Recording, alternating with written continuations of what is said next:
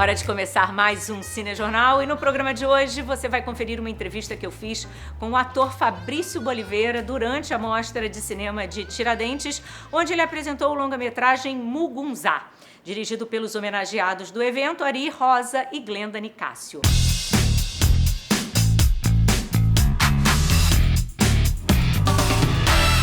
A primeira coisa que o Fabrício me contou quando a gente se encontrou aqui em Tiradentes, ali dentro do Cine Tenda, foi que sua vida agora está tomando uma nova perspectiva por conta da mudança para Salvador. Sim. Queria que você me contasse, que momento é esse na sua vida?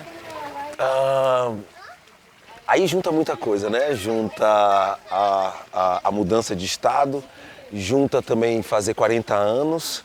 Então eu acho que foi um momento assim de rever meu trabalho, me rever pessoalmente também, entender quais são os meus prazeres, quais são de verdade as minhas preferências, né? O que é que eu quero mesmo dentro de tudo que é oferecido? Será que eu tenho direito a escolher algumas coisas ou essas coisas já me vêm prontas? E aí voltar para Salvador foi me reencontrar com a capoeira, tô fazendo capoeira Angola, tá sendo assim uma descoberta na minha vida, assim, uma provocação sobre perspectiva de jogo, sobre possibilidade de jogo, me conectando com essas coisas que tem a ver com as minhas raízes também e que eu tinha entendido que me alimentava bastante e eu precisei voltar e me reconectar, voltando para a dança também agora, enfim, me redescobrindo artisticamente também, pessoalmente, nos prazeres dentro do trabalho.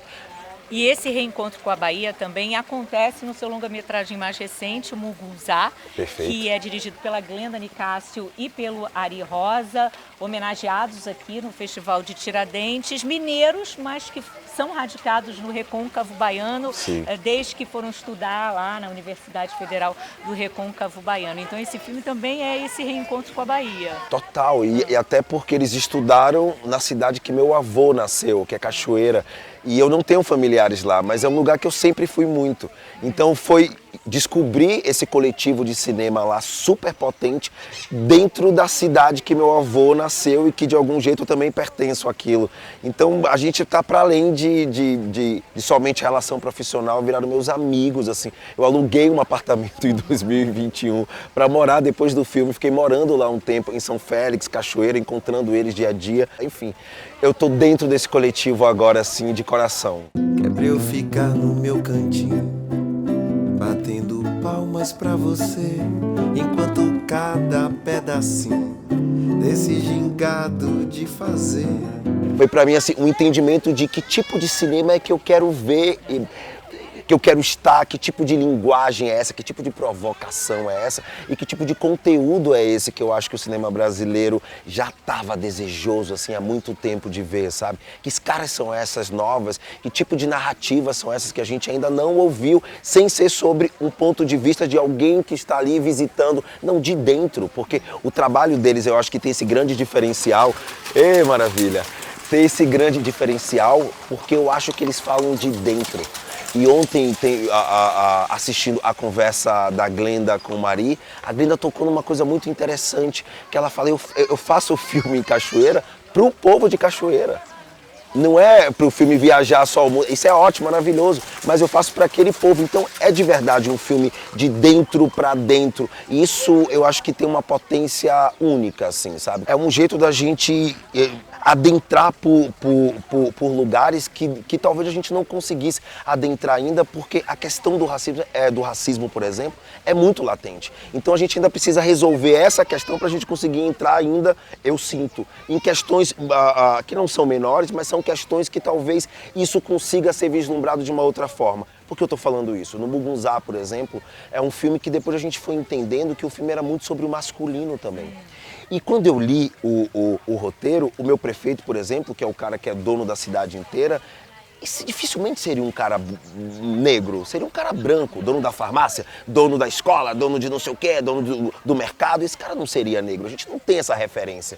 E aí quando esse personagem vira negro e todos os personagens do filme que eu faço são sobre um homem negro, a questão racial foi embora. E a gente conseguiu olhar dentro sobre a questão do homem. Tem coisas que a gente precisa resolver para que as outras coisas possam andar, sabe? Disse te mala no pandeiro, que é pra te ver mais uma vez. E esse trabalho com Glenda e Ari foi tão instigante, né, que na verdade ele já desenrolou em outro projeto, que é o Antígona, que, como você estava me contando, em princípio seria uma trilogia, mas ainda pode ser uma trilogia. Ainda pode ser uma trilogia. Que é dirigido por você, é produzido pelo Ari Rosa e montado pela Glenda Nicásio e pelo Cássio Duarte. É uma história em cima da peça clássica do Sófocles, né? Antígona, que vem de uma trilogia também sobre a família do Édipo. E aí a Antígona discute sobre leis, sobre o direito de enterrar um dos seus irmãos, e aí essa discussão com o Estado também. Só que eu achava que de algum jeito, isso durante a pandemia, comecei a intuir, talvez pelo filme, né, pela história de Antígona falar de morte, talvez esse momento pandêmico seja uma névoa que estava muito próxima. E aí me veio essa peça, eu fiquei apaixonado pela minha professora de Pilates, que é uma grande performer, de lá de Salvador, que se chama Jaqueline Elesbão, e falei, acho que a gente tem um trabalho para fazer juntos. E aí eu comecei a pensar que a história de Antígona talvez não caísse na pele dela, porque hoje uma mulher negra, base da nossa sociedade, ela já enterra seus filhos, infelizmente, que são os homens negros que mais morrem. Essa mulher já está discutindo com o Estado. E aí eu comecei a pensar muito por esse recorte da minha professora de Pilates, que ela nunca tinha tido férias.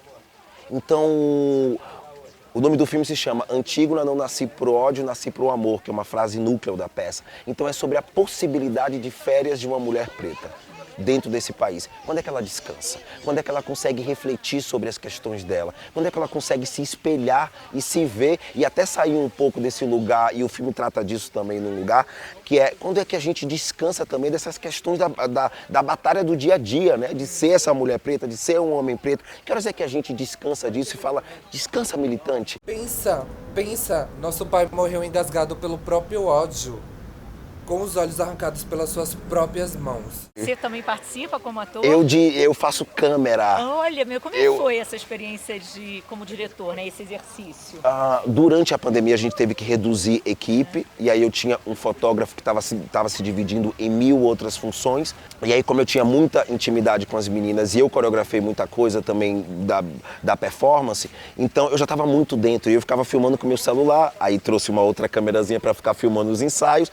Aí um dia falou, gente, acho que você é que tem que filmar. Aí eu chamei o Tacli, que é o fotógrafo da Rosa Filmes, que foi quem me ensinou a mexer com a Blackmagic 6. E aí eu aprendi com ele durante quase um mês ali trabalhando, ele me mandando coisas. E aí, como eu já tinha essa tranquilidade por dentro do filme, eu acho que foi a melhor solução, assim, para o filme. Então, 1h15 de filme e eu filmando sem corte. Plano sequência. Plano sequência. Cara, e quantas vezes vocês fizeram? Uma. É um take. A gente fez 3 da manhã, acaba às 5 e pouca da manhã. É um take só, take único. Pronto. Agora conseguiu com que eu ficasse com ódio. E se Paulinho estivesse vivo, com certeza também estava.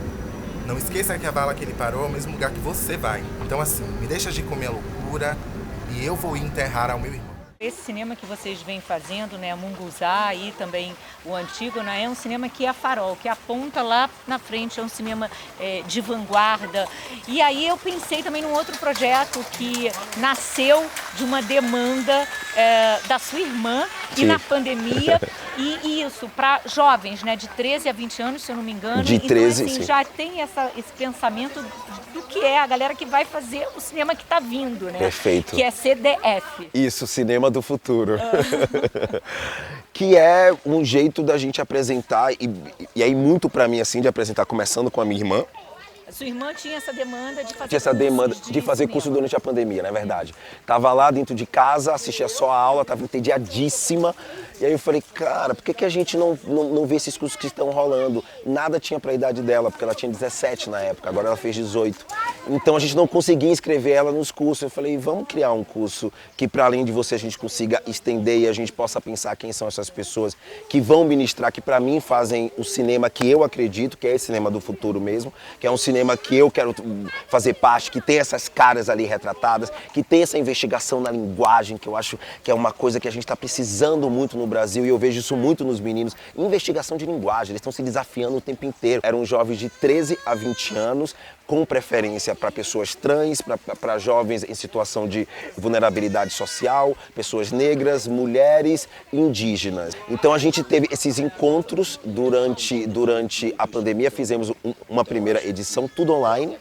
Uma primeira edição, a ONU gostou da primeira edição, comprou a segunda edição, então a gente fez a segunda edição não só mais para Salvador, Rio de Janeiro, fizemos para o Brasil inteiro. Eu estou percebendo que você está interessado em todas os postos, as funções do cinema, tudo que você vem fazendo aponta para isso, né? Eu acho, assim, é o jeito que eu consigo fazer cinema, sabe, Simone? Assim, desde quando eu comecei, eu fico muito olhando para as pessoas que estão no meu entorno para ver se está comunicando, assim, porque a gente às vezes só tem uma câmera e pouquíssimas opiniões, assim, quando fica fechado muito com o diretor ou com o preparador, aquilo, mas tem uma equipe inteira que sonhou, que desejou você ali, que pensou no figurino, que lê, que torce por você também, que sabe que tem dia que é cena tensa, que está a equipe inteira na tensão junto com você. E o cinema tá para proporcionar encontros da vida. E a Glenda falou isso e foi super bonita. Ela falou, não, eu faço cinema para a vida, para alimentar a minha vida. Aí eu vou descobrindo gente, descobrindo histórias, tomo uma cerveja, aí termino antes o set, a gente faz rapidinho, faz gostoso aqui, mas quer terminar antes pra gente conversar, falar da vida também, somar, porque isso alimenta o outro dia, né? Nosso de trabalho, de afinidade, de relação, de entender se gostou, se não gostou, né? A gente fica muito nesse lugar como ator. Eu fico sempre tentando que essa coisa do coletivo, entender se tá para todo mundo, e não é agradar todo mundo, é se tá todo mundo comigo, se tá vindo um jogo para todo mundo, bateu alguma coisa errada ali, porque eu vou descobrir. Deu um corte aqui, eu já tô pertinho, falei, e aí? O que deu aí? O que achou? Tô te ligando pra saber que horas você volta. Daí da casa dos teus pais. Que dia? Eu quero buscar meu filho. E uma das coisas boas dessa conversa com Fabrício Boliveira é que a gente está em 2023, com a volta do Ministério da Cultura, com Margareth Menezes, ministra da Cultura, Joelma Gonzaga, secretária do Audiovisual, a Bahia sapateando na cara de todo mundo. Não, muito bonito, Como né? é que é falar de cultura, de cinema nesse momento? Ai, super importante, né? A gente viveu momentos super delicados, onde a gente estava aí amarrado num jeito de produção que já não estava fazendo sentido nesse momento pandêmico mais. Antes a gente tinha ganhado espaço, asa, 150 filmes por ano, e aí a gente deu essa parada agora, enfim, logo quando teve o primeiro golpe lá. E aí a gente ficou meio desamparado, né, de algum jeito, e tendo que tentar fazer outros acordos para conseguir fazer o nosso cinema, e ele deixando de ser autoral. Isso eu estava sentindo muita falta, sabe? A gente entrando em alguma coisa, uma engrenagem que não estava saudável, assim, para a liberdade que a gente tem tradicional e possível de vivência do cinema brasileiro, né? Quer ser mais livre. Então eu acho que a volta agora do Ministério da Cultura é a possibilidade de Cachoeira fazer cinema, de Contagem fazer cinema aqui, dos meninos filmes de plástico, do pessoal do Ceará, do pessoal de Manaus, do Norte, Belém do Pará fazer cinema. Então acho que a gente escolheu pessoas assim muito peculiares, muito interessantes, assim, você pensar na trajetória da Margareth Menezes, por exemplo, que é uma cantora que foi muito, não, porque ela não teve o lugar dela, porque ela... Eu acho que Margareth sempre teve o lugar dela e ela construiu o lugar dela, assim, muito. E a Joelma Gonzaga... Produtora executiva do Breve Miragens do Sol, do Breve né? Miragens do Sol, que eu já conheço há muitos anos ela lá de Salvador. E é uma grande profissional, né? Uma grande produtora. Sempre falei pra ela, você pra mim é uma das maiores produtoras de cinema do país. Perdi o emprego. Fiquei fudido, sem nenhum tostão.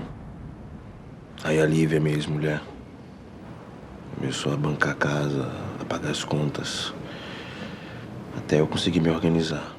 Que possibilidade, né, de começo, que eu nem chamo de recomeço mais, sabe, Simone? Eu acho que a gente também tem que deixar para trás muitos ranços e vícios do nosso cinema brasileiro, não só no formato de feitura, digo, de linguagem, de conteúdo, mas muito da estrutura, sabe? muitas coisas, assim, que eu acho que agora a gente pode falar, a gente não está mais no perigo. Então acho que vale a gente discutir por dentro também que tipo de cinema era esse que a gente estava fazendo, que tipo de estruturas, de hierarquias, quem estava recebendo essas verbas de verdade para fazer cinema e quem agora está fazendo também, que merece também ter esse lugar e essa oportunidade e também demonstrar esse novo recorte, né, que o cinema brasileiro pode ganhar, sabe? Né, da gente poder viajar mais e a gente também trazer mais o nosso público, porque eu sinto que agora o nosso público está preparado para ver mais os nossos filmes, sabe? Eles chegando por esses outros lugares, eles estando mais próximos, sabe? Da população também. Acho que a gente tem aí um possível novo cinema, novo cinema brasileiro aí para acontecer. E eu tô adorando esse Fabrício de 40. Tá gostando? Tô sim, tô livre. Posso passar aí já agora, você já tá liberada? Eu achei que as coisas estivessem se resolvendo. Quero ver meu filho. E esse é mais um Cinejornal que vai ficando por aqui. A gente se vê amanhã no nosso encontro marcado aqui no Canal Brasil. Bom, agora vamos fazer um ping-pong aqui. Ok, um pássaro, meu pai. Um país, Brasil. Um canal, esse. Um botão, inscreva-se. Muito obrigado pela sua presença no nosso programa e para mais vídeos como esse, inscreva-se no canal do Canal Brasil.